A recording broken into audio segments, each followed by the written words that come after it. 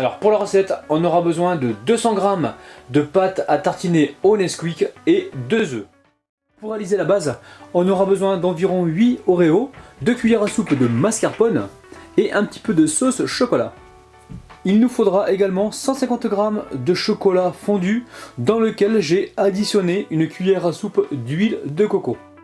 Cette pâte à tartiner donc au Nesquik, par rapport aux autres pâtes à tartiner, donc il y a 40% de sucre en moins et 30% de matière grasse en moins. Donc là maintenant on la débarrasse dans un petit récipient. On récupère la boîte pour mettre tout à l'heure la mousse. Alors, on la débarrasse pour la mettre au micro-ondes si besoin. Si jamais vous venez juste de la sortir du réfrigérateur, donc elle sera un petit peu compacte. Là, il faudra la passer environ 5 secondes, mais pas plus. On veut juste qu'elle soit ramollie. Donc là, on a vraiment la bonne texture. Alors moi, j'ai sorti ma pâte à tartiner il y a environ un quart d'heure. On sépare les blancs d'œufs des jaunes d'œufs. Alors, dans le grand saladier, je mets donc les blancs d'œufs.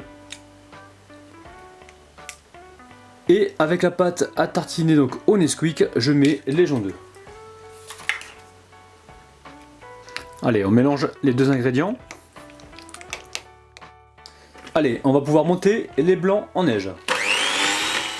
Alors, petite astuce pour avoir des blancs d'œufs bien fermes, on va y ajouter une cuillère à soupe de sucre. Et là, on va fouetter pendant environ 1 minute. Alors, dès qu'ils sont bien fermes, on vient ici débarrasser ce qui nous reste donc sur le fouet. Et ensuite, petit à petit, on y intègre donc notre mélange. Alors, on met ça sur le côté. Ensuite, on récupère la maryse. Et on va mélanger comme si on faisait donc une mousse au chocolat. Alors on la verse en 2 ou 3 fois. Alors ici, j'ai récupéré donc 2 boîtes et je vais y verser ma préparation à l'intérieur.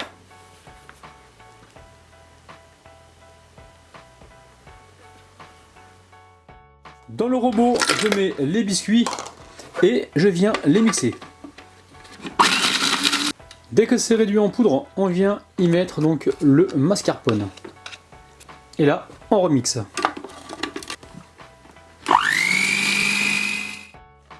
On récupère une barquette de la même taille que la glace qu'on a réalisée tout à l'heure. Ensuite, on vient donc y mettre la pâte obtenue à l'intérieur.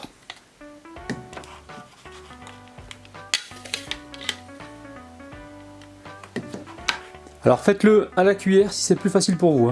Maintenant, direction le congélateur pour environ 10 minutes. Alors, la base est prête et les deux donc glaces au Nesquik sont également prêtes. Alors, dans un premier temps,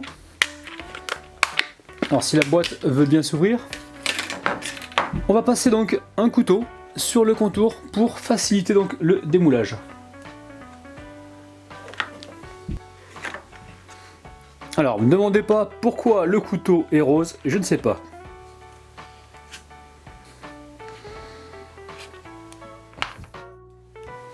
On va pouvoir commencer à mettre du chocolat donc sur la base.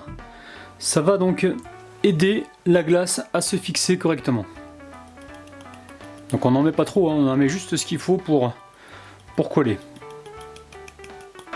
Avec un sac de congélation, je viens ici récupérer donc la glace. Vous pouvez très bien le faire avec des gants en plastique. Alors là, j'aplatis un petit peu. Alors je voulais mettre la deuxième, mais j'ai l'impression que ça va faire trop gros et que ça sera hyper difficile à manger.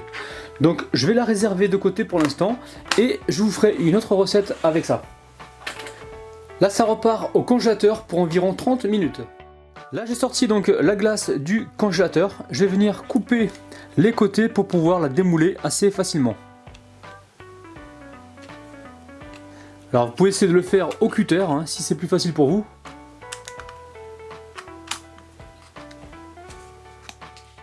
Alors j'ai réussi à démouler donc la barre au Nesquik. Là je verse par-dessus donc le chocolat. Là ça va être très très gourmand. Ouh là là là là. On n'hésite surtout pas à venir donc lisser les côtés. On récupère la spatule et on vient faire ici les côtés. Vous aurez également besoin d'une poignée de chocolat blanc fondu. On vient faire des petits traits. Aïe aïe aïe aïe aïe, c'est enfin l'heure de passer à la dégustation. Oh là là là là là là. Barre au Nesquik géante glacée, je sens que je vais me régaler. Oh là là les amis, c'est une pure